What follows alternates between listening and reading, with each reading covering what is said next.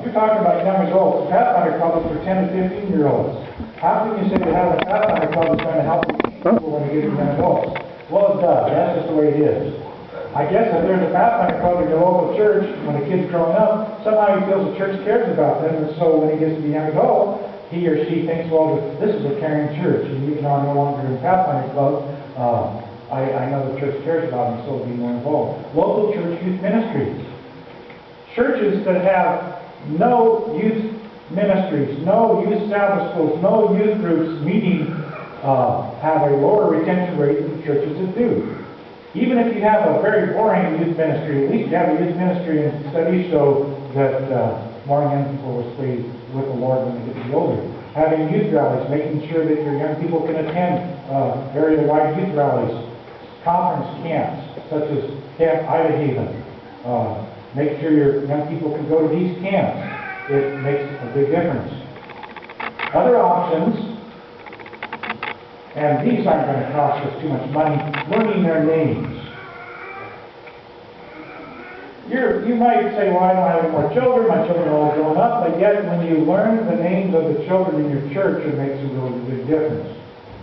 Last Tuesday, I was at the conference office, and there was a big seminar online. You know, all the pastors all over the North American division are watching these different preachers, and this one old preacher gets up, Fred Craddock, and he's talking about how when he was a little boy, they had gone to a little church someplace in Tennessee, and different preachers will come, and they always called him, this is mom and 5 children, and they would pat the heads of the children and say, how you doing, little sis? How you doing, sonny? He says there was one preacher there who was, he says, all Adam's apple and all elbows. Kind of a daintily looking guy, and he says he preached at our church for a while.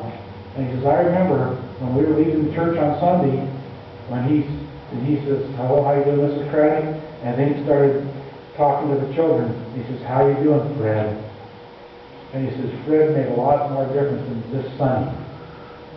So we learn their names, and it makes a big difference in their lives.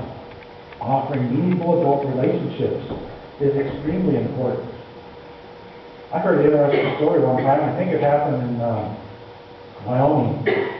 Here's a little community in Wyoming.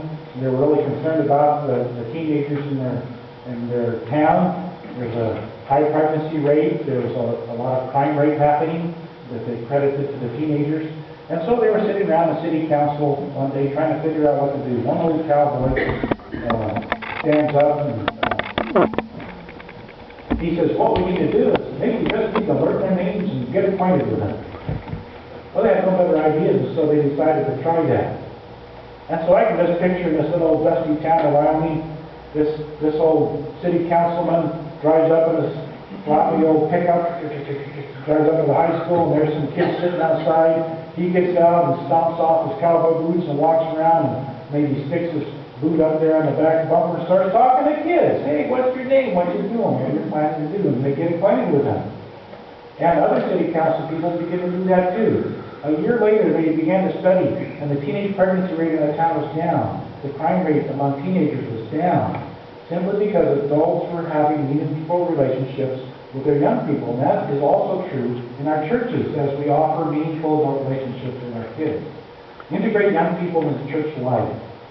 I was at a church last week and the week before, and they had little children giving worship or scripture reading, or they would have prayer or whatever, and they would take up offering. I've even been in churches where communion service, little children are passing around the elements and everything.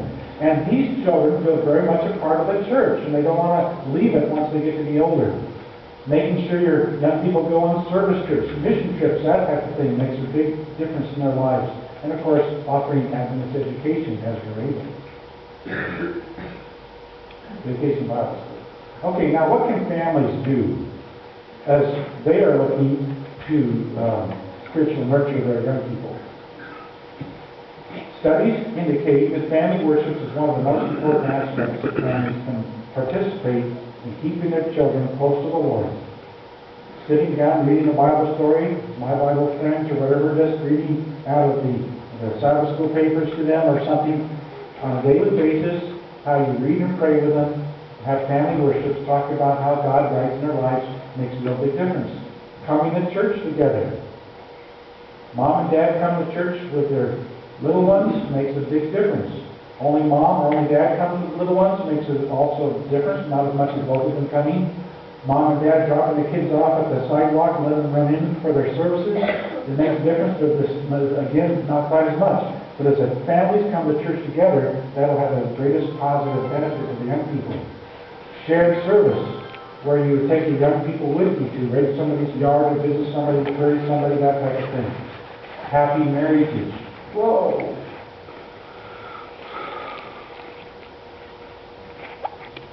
People that a much higher percentage of young people don't stay in the church if mom and dad have a happy marriage. If mom and dad have a happy marriage, a greater percentage of those that stay with the Lord in the church.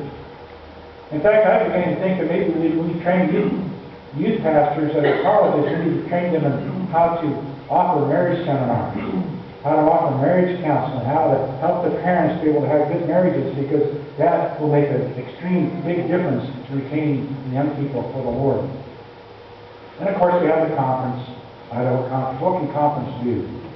We can, of course, offer advanced education, we can have a summer camp program, we can have Pathfinder organization, we can have Sabbath school resources and support, and we can have youth rallies and youth retreats that no one church can do on their own, but yet we can do it together. We can offer mission trips. It's been fun to be on mission trips over the years.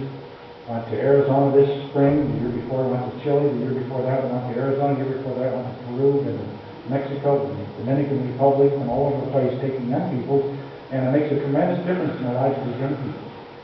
We need to offer support for parents and youth leaders. And I suppose me going around to the churches is part of the thing we're trying to do, to offer support and open up our eyes what we can do to help our young people. Some of you may realize I'm in a doctoral program at Andrews University, and my study is, what's the fancy term? I have to get in a different part of my brain to look at this, big highfalutin words. Anyway, we're offering we're offering family-based ministry to public high school students in the country. That's my study.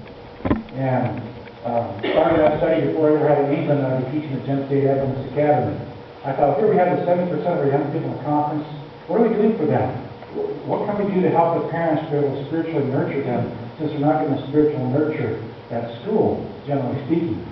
And so we have 30 young people in our study this year. We've given materials to them, encouraging them to go over that with their parents. We're going to survey them next month and try to determine the effects that we can do that. So this is something the conference can do. Some of the newsletters, resources. Okay, what's most